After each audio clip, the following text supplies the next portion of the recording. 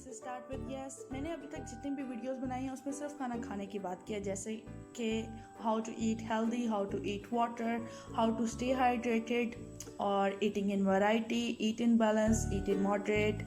लेकिन आज मैंने एक अलग वीडियो बनाई है जिसमें मैं खाना ना खाने की बात करूँगी। That is what happens to your body when you skip a मील।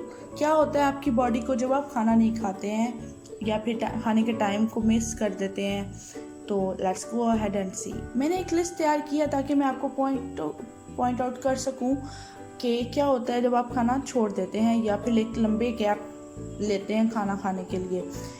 तो जिसमें सबसे पहले तो ये मैं आपको बताती चलूँ कि खाना आपके जिस्म को, आपकी बॉडी को एनर्जी प्रोवाइड करता है, एक फ्यूल प्रोवाइड करता है आपके सेल्स को, ताकि आप प्रॉपर फंक्शन कर सकें। आपके ब्रेन सेल्स को, बॉडी सेल्स को, मसल्स को प्रॉपर एनर्जी चाहिए है, तभी वो प्रॉपर फंक्शन कर सकेगी। आप अच्छी इनपुट देंगे तो आपको अच्छा आउटपुट मिलेगा। तो सबसे पहले तो ये कि जब आप खाना नहीं खाते तो आपकी ब्लड शुगर लो हो जाती है, डिक्रीज़ कर जाती है। और जब ब्लड शुगर ये कि आपके प्रॉपर सेल्स फंक्शन नहीं करेंगे, आपको रेस्पिरेशन में प्रॉब्लम होगा, आपको हार्ट डिजीज़ हो सकती है, आपको डायबिटीज़ टाइप 2 हो सकती है जिसमें कि इंसुलिन प्रॉपर वर्क नहीं कर सकती और इंसुलिन और ग्लूकोज का इम्बैलेंस हो सकता है। और सबसे अहम बात ये है कि जब आप लंबे टाइम के लिए खाना नहीं खाते, फॉर एग्जांपल जब आप सो के उठते हैं और नाश्ते को डिले करते जाते हैं और फिर जब खाना खाते हैं तो बहुत सारा एक दफ़ा खा लेते हैं क्योंकि पहले आपको सिग्नल्स नहीं आ रहे होते भूखे, और जब आते हैं तो आप ओवर ईटिंग कर जाते हैं। तो जब आप खाना छोड़ते हैं या नाश्ता नहीं करते या नाश्ता स्किप कर देते हैं और बहुत पहले से जाग रहे होते हैं लेकिन कुछ खाते नहीं हैं, तो आपके ब्रेन सेल्स काम नहीं करते, जिससे ये हो सकता है कि आपकी ब्रेन फंक्शनिंग में इम्परफेक्शन आ सकती है। आप प्रॉपरली कंसंट्रेट नहीं कर सकते। अगर आप ऑफिस वर्कर हैं तो भी आपकी परफॉर्मेंस में ज़ाहिरी तौर पर कमी आएगी। तो दूसरा पॉइंट ये है कि आपका बहुत सारा बॉडी वेट जो है वो पानी पे कंसिस्ट करता है, तो आप डिहाइड्रेशन का शिकार हो जाएंगे। आप अगर खाना मिस करते हैं तो आपको डिहाइड्रेशन भी हो सकती है। और उसके बाद आपकी बॉडी जो है स्टार्वेशन मोड पर चली जाती है क्योंकि वो ऑटोमेटिकली सेट हो जाती है कि आपको कम कैलोरीज मिलनी है। और इससे ये होता है कि वो फैट को बॉडी में स्टोर करना शुरू हो जाता है। जब वो बॉडी में फैट स्टोर करती है तो आप वेट गेन की तरफ चले जाते हैं। आपका मेटाबॉलिक रेट ऑटोमेटिकली स्लो हो जाता है क्योंकि आप बॉडी को प्रॉपर टाइमिंग पे खाना नहीं दे रहे, तो उसकी मेटाबॉलिक रेट डिक्रीज़ हो जाता है। उसके बाद सबसे अहम बात ये है कि आपकी कैलोरीज जो आप बॉडी को प्रोवाइड करते हैं, जो कैलोरीज आप खा रहे होते हैं वो एफिशिएंटली बर्न नहीं होती। आपका पूरे का पूरा मेटाबॉलिज्म डिक्रीज़ हो जाता है, मेटाबॉलिक रेट डिक्रीज़ हो जाता है और डाइजेस्टिव सिस्टम बुरी तरह डिस्टर्ब होता है, जिससे ये कि जब आप खाना खाते हैं तो आपको फ़ौरन से ब्लॉटिंग हो सकती है, आपको एसिडिटी तो ज़ाहिरी तौर पर होगी। और फिर ये कि फाइबर और वाटर का इम्बैलेंस हो जाता है।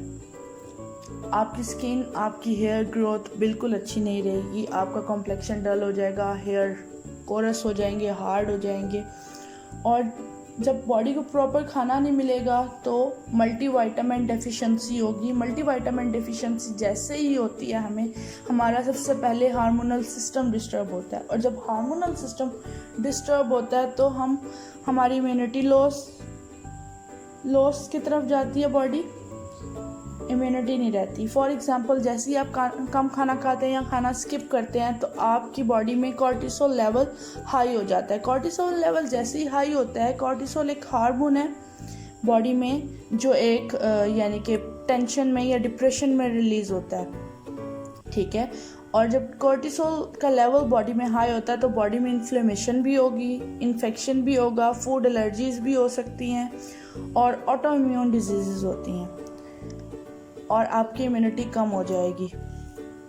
और जब विटामिन डिफिशिएंसी होगी, वो कोई भी विटामिन हो सकता है। अब आपको तो नहीं ना पता कि आप कौन सी चीज़ स्किप कर रहे हैं खाने में, या अगर खाना स्किप कर रहे हैं तो कौन सा विटामिन।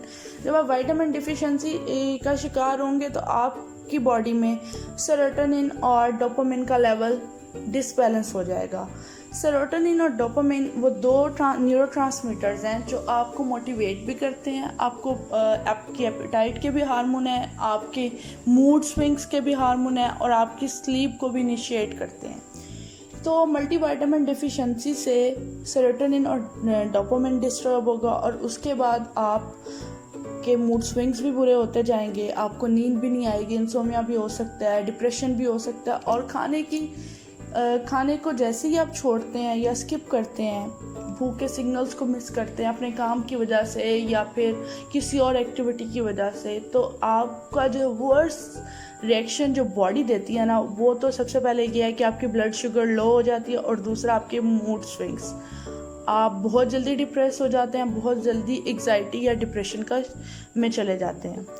सो मैं आपको सजेस्ट ये करूँगी, अगर आप खाना स्किप कर रहे हैं तो आप खाना खाने की तरफ आएँ, अपनी हैबिट बनाएं कि जैसे ही आप सो के उठें आप कुछ ना कुछ ज़रूर खाएं अपने मेटाबॉलिक रेट को अच्छा ग्रो करने के लिए, ताकि आपका मेटाबॉलिज्म अच्छा हो सके। मैं आपको रिकमेंड करूँगी कि आप जब सो के उठें तो आप एप्पल खाएं। एप्पल एक अच्छा एपेटाइज़र भी है एंड फुल ऑफ मल्टीविटामिन्स भी है और आयरन एनरिच भी है।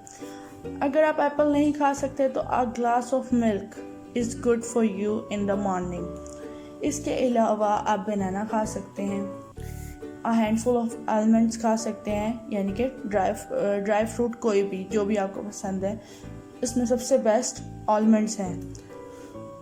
और इसके अलावा आप अ बॉल ऑफ योगर्ट ले सकते हैं, दही खा सकते हैं। दही फुल ऑफ प्रोबायोटिक्स है, प्रोटीन्स भी है, कैल्शियम भी है और एक मुकम्मल मील है।